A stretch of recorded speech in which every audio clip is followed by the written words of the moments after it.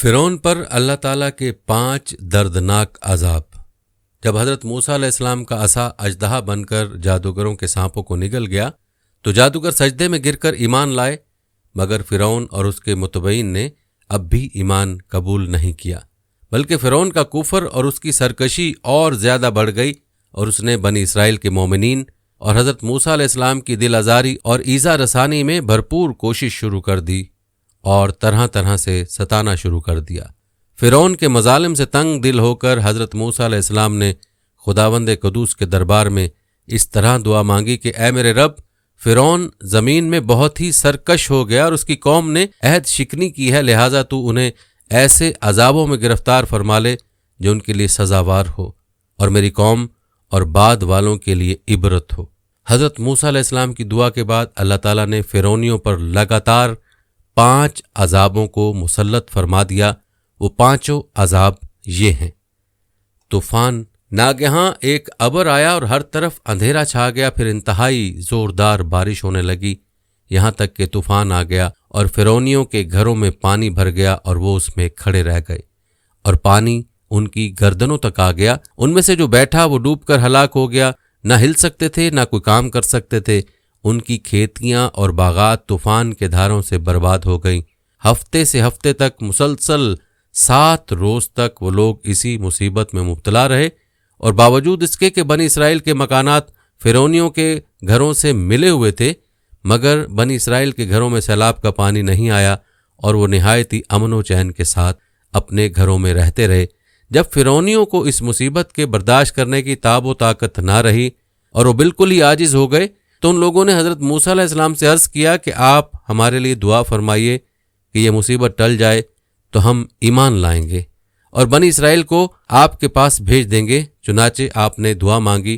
تو طوفان کی بلا ٹل گئی، اور زمین میں ایسی سرسبزی اور شادابی نمودار ہوئی کہ اس سے پہلے کبھی بھی دیکھنے میں نہ آئی تھی۔ کھیتیاں بہت شاندار ہوئیں اور غلوں اور پھلوں کی پیداوار بے شمار ہوئی۔ یہ دیکھ کر فرعونی کہنے لگے کہ یہ طوفان کا پانی تو ہمارے لیے بہت بڑی نعمت کا سامان تھا۔ پھر وہ اپنے عہد سے پھر گئے اور ایمان نہیں لائے، اور پھر سرکشی اور ظلم و عصیان کی گرم بازاری شروع کر دی۔ نمبر 2، ٹڈیاں۔ 1 ماہ تک تو فرعونی نہایت عافیت سے رہے، لیکن جب ان کا کفر و تکبر اور ظلم و ستم پھر بڑھنے لگا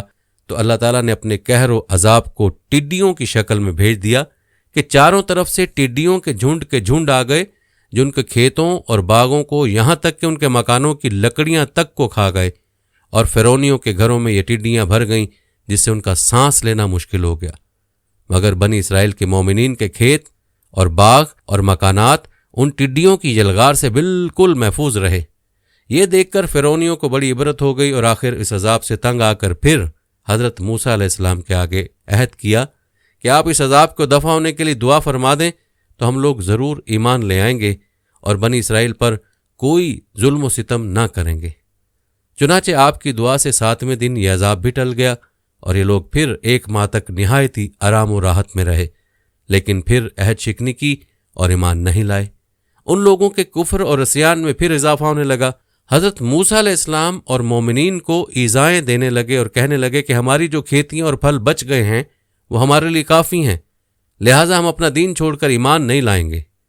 نمبر 3، گھن۔ غرض 1 ماہ کے بعد پھر ان لوگوں پر کمل کا عذاب مسلط ہو گیا۔ بعض مفسرین کا بیان ہے کہ یہ گھن تھا جو ان فرعونیوں کے اناجوں اور پھلوں میں لگ کر تمام غلوں اور میووں کو کھا گیا،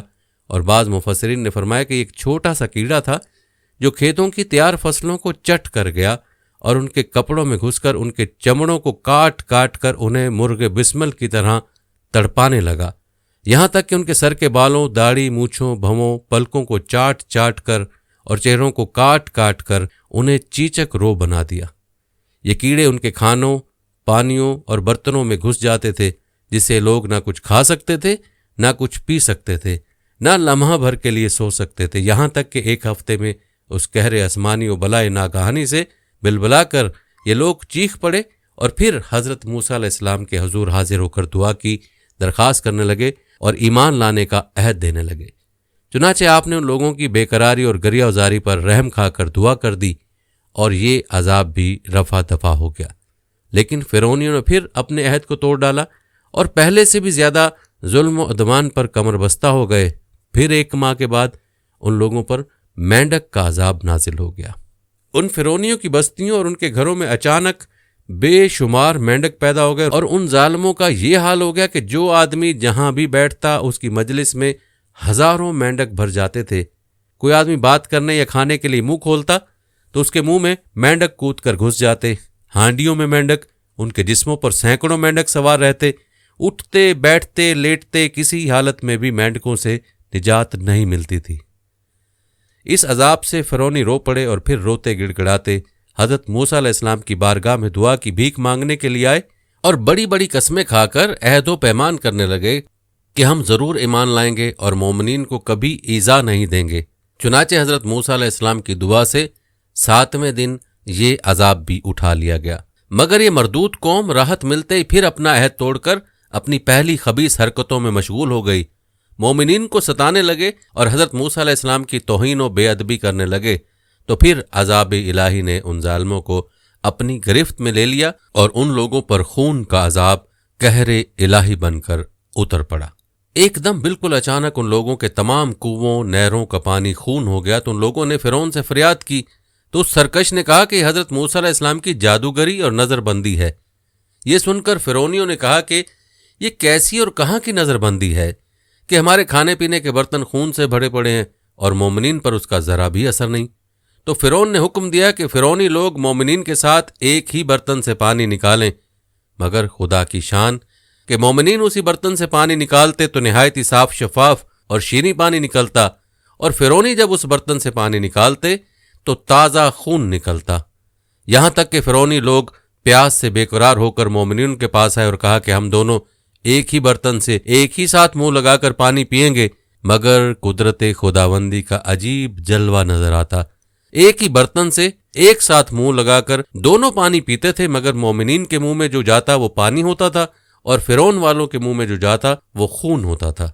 مجبور ہو کر فرعون اور فرعونی لوگ گھاس اور درختوں کی جڑیں اور چھالیں چبا چبا کر چوستے تھے، مگر اس کی رطوبت بھی ان کے منہ میں جا کر خون بن جاتی تھی۔ الغرض فرعونیوں نے پھر گڑ گڑا کر حضرت موسیٰ علیہ السلام سے دعا کی درخواست کی، تو آپ نے پیغمبرانہ رحم و کرم فرما کر پھر ان لوگوں کے لیے دعائے خیر فرما دی، تو 7ویں دن اس خونی عذاب کا سایہ بھی ان کے سروں سے اٹھ گیا۔ الغرض ان سرکشوں پر مسلسل 5 عذاب آتے رہے، اور ہر عذاب 7ویں دن ٹلتا رہا، اور ہر 2 عذابوں کے درمیان 1 ماہ کا فاصلہ ہوتا رہا، مگر فرعون اور فرعونیوں کے دلوں پر شقاوت و بدبختی کی ایسی مہر لگ چکی تھی کہ پھر بھی وہ ایمان نہیں لائے اور اپنے کفر پر اڑے رہے، اور ہر مرتبہ اپنا عہد توڑتے رہے، یہاں تک کہ اللہ تعالیٰ کے قہر و غضب کا آخری عذاب آ گیا کہ فرعون اور اس کے متبعین سب دریائے نیل میں غرق ہو کر ہلاک ہو گئے، اور ہمیشہ کے لیے خدا کی دنیا ان عہد شکنوں اور مردودوں سے پاک و صاف ہو گئی، اور یہ لوگ دنیا سے اس طرح نیست و نابود کر دیے گئے کہ روئے زمین پر ان کی قبروں کا نشان بھی باقی نہیں رہ گیا۔ قرآن مجید نے ان مذکورہ بالا 5 عذابوں کی تصویر کشی جن الفاظ میں کی ہے اس کا ترجمہ آپ کے ساتھ بیان فرماتے ہیں۔ تو بھیجا ہم نے ان پر طوفان اور ٹڈی اور گھن یا کلنی یا جوئیں اور مینڈک اور خون، جدا جدا نشانیاں، تو انہوں نے تکبر کیا اور وہ مجرم قوم تھی، اور جب ان پر عذاب پڑتا تو کہتے اے موسیٰ ہمارے لیے اپنے رب سے دعا کرو اس عہد کے سبب جو اس کا تمہارے پاس ہے، بے شک اگر تم ہم پر سے عذاب اٹھا دو گے تو ہم ضرور تم پر ایمان لائیں گے اور بنی اسرائیل کو تمہارے ساتھ کر دیں گے۔ پھر جب ان سے عذاب اٹھا لیتے ایک مدت کے لیے جس تک انہیں پہنچنا ہے، جب ہی وہ پھر جاتے تو ہم نے ان سے بدلہ لیا تو انہیں دریا میں ڈبو دیا، اس لیے کہ ہماری آیتیں جھٹلاتے اور ان سے بے خبر تھے۔ ان واقعات سے یہ سبق ملتا ہے کہ عہد شکنی اور اللہ کے نبیوں کی تکذیب و توہین کتنا بڑا اور ہولناک جرم عظیم ہے کہ اس کی وجہ سے فرعونیوں پر بار بار عذاب الہی قسم قسم کی صورتوں میں اترا، یہاں تک کہ آخر میں وہ دریا میں غرق کر کے دنیا سے فنا کر دیے گئے۔ لہٰذا ہر مسلمان کو عہد شکنی اور سرکشی اور گناہوں سے بچتے رہنا لازم ہے کہ کہیں بدعمالیوں کی نحوستوں سے ہم پر بھی قہر الہی عذاب کی صورت میں نہ اتر پڑے۔